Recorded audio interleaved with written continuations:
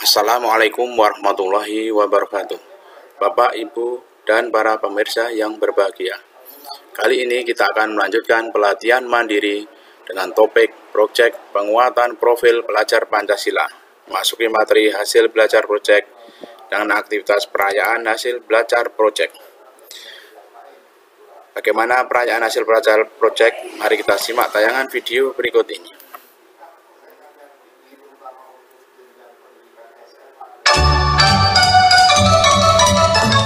Saat ini sedang berlangsung sebuah pameran di sebuah aula atau di kelas. Murid-murid tampak sibuk menjelaskan objek yang mereka pamerkan. Beberapa tampak mencicipi makanan atau melakukan kegiatan yang didemonstrasikan murid di kelas. Pengunjung berkeliling melihat-lihat atau terlibat kegiatan. Tidak hanya murid, tapi juga orang tua dan guru di satuan pendidikan tersebut. Salam dan bahagia, Ibu dan Bapak Guru. Senang sekali dapat berjumpa dengan Ibu dan Bapak pada modul pelaksanaan proyek. Semoga masih dengan semangat yang sama untuk belajar dan bertumbuh. Kita baru saja menyaksikan sebuah video kegiatan. Kegiatan yang cukup sibuk tampaknya ya. Apakah Ibu dan Bapak biasa melihat kegiatan yang terdapat di video? Bisakah Ibu dan Bapak menebak apa yang dilakukan para murid dan guru dalam video tersebut? Ibu dan Bapak yang baik, para murid dan guru dalam video tadi sedang menyelenggarakan perayaan hasil belajar proyek. Mereka merayakan hasil belajar dengan cara melakukan pameran, demonstrasi, hingga unjuk kebolehan. Sesuai namanya, perayaan hasil belajar dilakukan pada akhir kegiatan belajar proyek dan dilakukan bersama oleh seluruh anggota satuan pendidikan. Apa tujuan dan bagaimana caranya merancang perayaan hasil belajar proyek yang bermakna? Kita akan mempelajari hal-hal tersebut dalam materi kali ini, perayaan hasil belajar proyek. Mari kita mulai.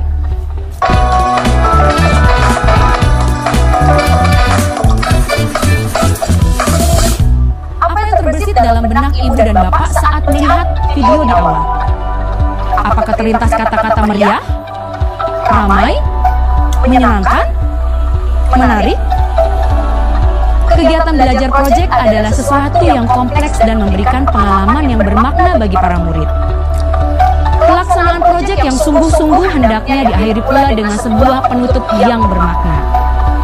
Seperti yang Ibu dan Bapak saksikan, kegiatan perayaan hasil belajar adalah ajang para murid menampilkan proses atau produk hasil belajar mereka dalam sebuah acara yang melibatkan berbagai pihak sebagai partisipan.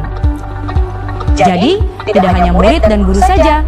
Perayaan hasil belajar melibatkan orang tua, anggota keluarga murid, guru, staf satuan pendidikan, hingga masyarakat umum atau komunitas tertentu.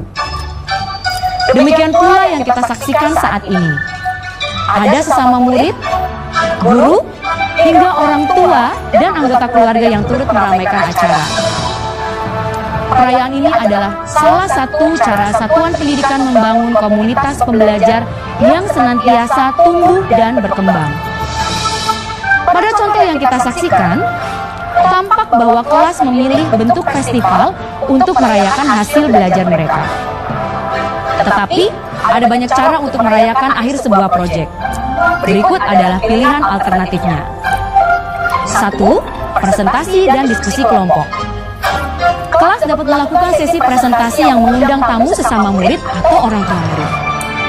Setelah itu, dilakukan dengan diskusi atau acara bincang-bincang santai. 2. Mengundang sekolah lain atau pakar atau narasumber ahli untuk hadir dan memberi apresiasi pada hasil karya murid. 3. Rembuk kelas. Guru dapat memberikan apresiasi kepada seluruh murid dan mengajak murid membuat daftar hal-hal yang mereka banggakan. 4. Melibatkan masyarakat melalui peliputan media atau siaran langsung, hingga pameran karya di gedung atau sarana umum. 5. Memberikan penghargaan kepada setiap murid yang mengakui keunikan mereka atau pencapaian selama melakukan proyek. 6. Membuat rekaman atau arsip atau berupa scrapbook atau poster berisi rencana proyek. atau membangun situs web yang sekaligus berfungsi sebagai galeri contoh pembelajaran berbasis proyek. Apapun pilihan cara ibu dan bapak guru untuk merayakan hasil belajar murid, perlu diperhatikan bahwa ada beberapa prinsip yang harus kita perhatikan agar perayaan hasil belajar dapat bermakna bagi murid. Prinsip pertama, kegiatan ini adalah acara yang dimiliki oleh murid, bukan guru. Guru akan berperan sebagai fasilitator yang mendampingi perancangan hingga pelaksanaan. Kedua, kegiatan ini bertujuan untuk saling mengapresiasi, bukan mengevaluasi dan melakukan penilaian. Perayaan memberikan kesempatan yang baik bagi murid dan guru untuk melakukan asesmen otentik. Ketiga, selanjutnya jadikan perayaan sebagai ajang yang baik bagi murid. Murid untuk melatih kemampuan berinteraksi dengan masyarakat umum. Murid-murid dapat melatih kemampuan bicara di depan umum hingga membangun jejaring. Lakukan simulasi sebelum perayaan untuk hasil yang optimal. Terakhir, perayaan hendaknya telah dipertimbangkan bersama oleh kelas sejak awal perancangan proyek. Perayaan hasil belajar tidak hanya berupa kegiatan yang menampilkan hasil karya, ide-ide, dan pemikiran murid. Perayaan yang sesungguhnya adalah ketika murid menyadari bahwa mereka mendapatkan keterampilan atau pengetahuan baru yang bermakna bagi diri mereka. Bagaimana mereka dapat menyadari pencapaian tersebut? Disinilah pentingnya murid dan guru melakukan pembuatan refleksi akhir proyek atau refleksi tindak lanjut di penghujung proyek. Refleksi tindak lanjut bertujuan membahas proses berjalannya proyek secara keseluruhan.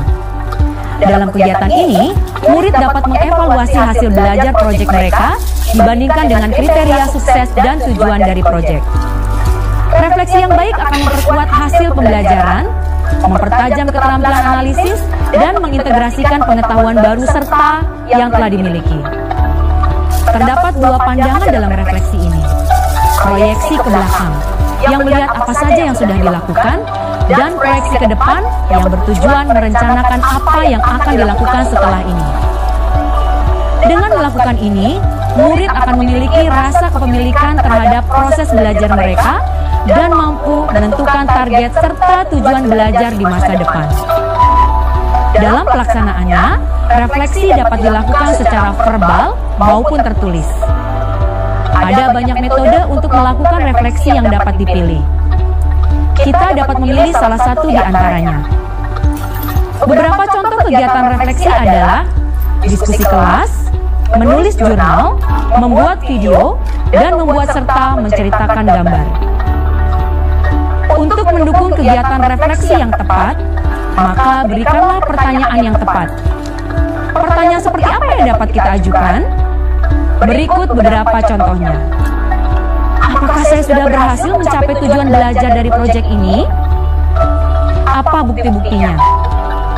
Bagaimana upaya yang sudah saya lakukan selama melaksanakan aktivitas proyek ini? Apa saja tantangan yang saya alami? Apa yang biasanya saya lakukan untuk menghadapinya? Apa yang akan saya lakukan berbeda agar bisa lebih optimal mengikuti kegiatan proyek selanjutnya? Bantuan seperti apa yang saya harapkan dari guru dalam proyek selanjutnya? Ibu dan Bapak yang berbahagia, demikian pembahasan mengenai perayaan hasil belajar. Kini, Ibu dan Bapak mungkin sudah tidak sabar untuk merancang perayaan hasil belajar bersama murid di kelas. Apakah ada ide-ide perayaan yang mungkin menarik dan akan dipilih murid-murid di kelas? Wah, tampaknya diskusi kelas akan berjalan seru nih. Selamat berembuk dan merancang perayaan yang seru dan bermakna. Salam dan bahagia selalu.